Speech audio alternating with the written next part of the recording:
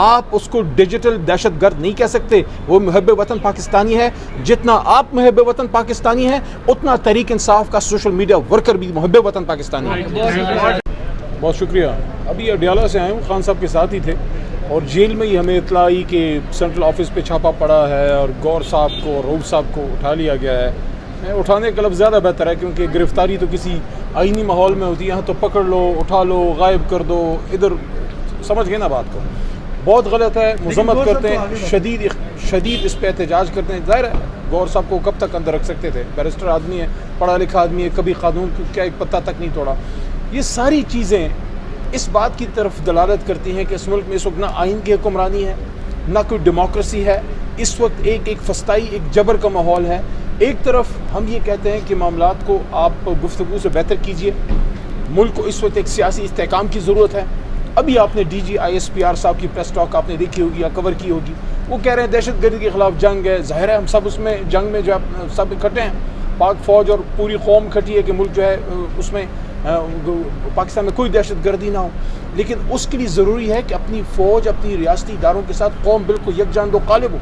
लेकिन ये जो पॉलिसियाँ चल रही हैं, ये जो हो रहा है कि मुल्क की सियासी जमात को दीवार से लगाया जा रहा है, कोई बात अगर उसूल पे करें उसका जवाब जो है वो जबर से दिया जाता है। हमारे सोशल मीडिया वर्कर जो है उनको उठाया जा रहा है। मुहब्बे वतन पाकिस्तानी अगर कोई बात करते हैं, देखें दहशतगर्द किसी को कहना बहुत बड़ी बात है। बग़ैर किसी सबूत के किसी को अब दहशतगर्द नहीं कह सकते। असल दहशतगर्द वो हैं जो पाकिस्तानियों के ऊपर जो है वो जबर करें, जुल्म करें, फस्तायत करें। इसके लिए हम सबको इकट्ठा होना होगा। इसके लिए हम सबको जो है यकजान दो गालिब होना होगा। और ये काम इमरान खान साहब कर सकते हैं। जब इमरान खान साहब बाहर आएंगे और जब वो हमेशा इमरान खान साहब ये बात करते हैं कि मेरे लिए, मेरे मुल्क के लिए इमरान खान से ज़्यादा पाक फ़ौज की ज़रूरत है। इस वक्त इदारों में और कौम के बीच में जो फासला है वो नहीं होना चाहिए।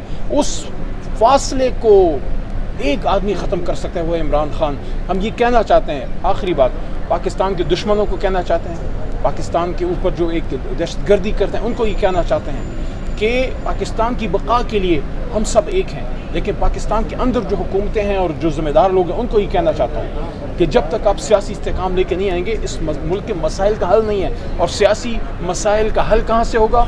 इस पार्लियामेंट से होगा जिसके माथे के ऊपर ला इलाहा इल्लल्लाह मुहम्मदुर रसूलुल्लाह लिखा हुआ है। जब इस पार्लियामेंट में हम लोग आएंगे, जब यहाँ सियासी जमातें बैठेंगी, तब पाकिस्तान के मसाइल का हल निकलेगा। जी कादिर भाई, आप बताइए कि खान साहब का क्या इनिशियल रद्द-ए-अमल रहा जब आपने बताया उनको ये सारे मामले के हवाले से, तो वो क्या कहते हैं? उनको इल्म नहीं था।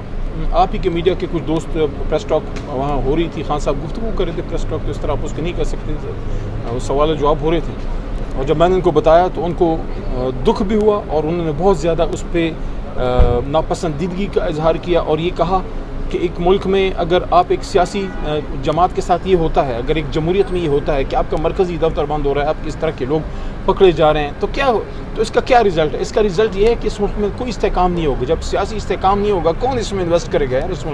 इस मुल्क में कौन पैसा लगाएगा? जिस मुल्क में इसके साबिक वज़ीर-ए-आज़म को गोलियाँ लगी हैं, जेल में पड़ा है 300 दिनों से। और मैंने वहाँ खान साहब की मौजूदगी में मीडिया को एक बात की, खान साहब को एक बात की कि खान साहब से ये बात की गई, ये बड़ी अहम है, आप इसको ज़रूर उसको नोट कीजिएगा कि खान साहब से कहा गया कि आपके बारे में बात की जाती है कि आप माफ़ी मांगे 9 मई पे। तो खान साहब ने कहा कि मैं क्यों माफ़ी मांगूं? जिन लोगों ने जुल्म किया है वो क्यों ना माफ़ी मांगे?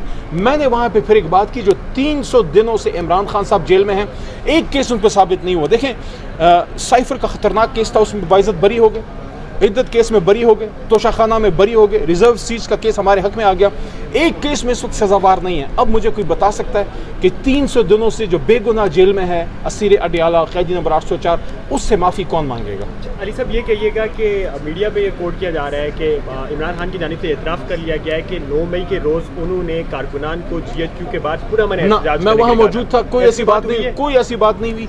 वहाँ मैं मौजूद था, इंतज़ार खंजोता साहब मौजूद थे, वहाँ डॉक्टर बाबर अवान साहब मौजूद थे। हमारी मौजूदगी में खान साहब ने ये बात की कि उससे पहले जो एहतजाज हुए थे उसमें मैंने पुरअमन एहतजाज की कॉल दी थी और 9 मई के बारे में उन्होंने स्पेसिफिकली कहा कि 9 मई को तो मैं ज़ेरे हिरासत था, मैं एहतजाज की कॉल कैसे दे सकता था? Categorically denied. 9 मई को खान साहब ने खुद कहा मैंने कोई एहतजाज की कॉल नहीं दी। वो जो एहतजाज की कॉलें उन्होंने पहले दी थी, मार्च में, अगर आपको याद हो, जब हम यहाँ खान साहब जब आए थे यहाँ जुडिशल कम्प्लेक्स में, वहाँ जब उनकी पेशी थी, उसके बाद जो हुआ उस पर एहतजाज की, पुरअमन एहतजाज की कॉल थी।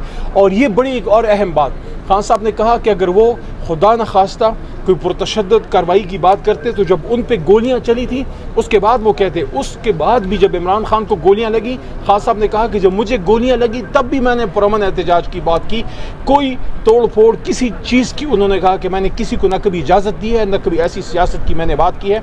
दोबारा कह रहा हूँ कि इमरान खान साहब ने कहा कि 9 मई को तो मैं ज़ेर हिरासत था, मैंने किसी एहतजाज की कॉल नहीं दी, उससे पहले बिल्कुल दी थी माजी में पुरअमन एहतजाज की। और वो कहते हैं कि अगर खुदा न खास्ता तशद्दुद एहतजाज की कॉल देते तो गोलियां जब मुझे लग गई, गोलियां मारने के बाद भी, गोलियां खाने के बाद भी जब मैंने एहतजाज की कॉल दी तो पुरअमन एहतजाज मिलिट्री एस्टैब्लिशमेंट के बाहर एहतजाज की कॉल दी गई थी। खान साहब ने किसी को 9 मई में एहतजाज की कॉल इमरान खान साहब ने नहीं दी। अच्छा अली साहब, आप मिलिट्री एस्टैब्लिशमेंट के साथ खड़े होने की बात करते हैं, लेकिन दूसरी जानिब से आज की अगर आप प्रेस कॉन्फ्रेंस सुने तो उसमें बारहा डिजिटल टेररिज्म का लफ्ज़ इस्तेमाल किया गया, उसमें सियासी माफिया का लफ्ज़ इस्तेमाल किया गया, उसमें यह भी कहा गया 9 मई के किरदार को जब तक कैफर किरदार तक नहीं पहुंचाया जाता तो मुल्क में इस्तेहकाम नहीं आ सकता।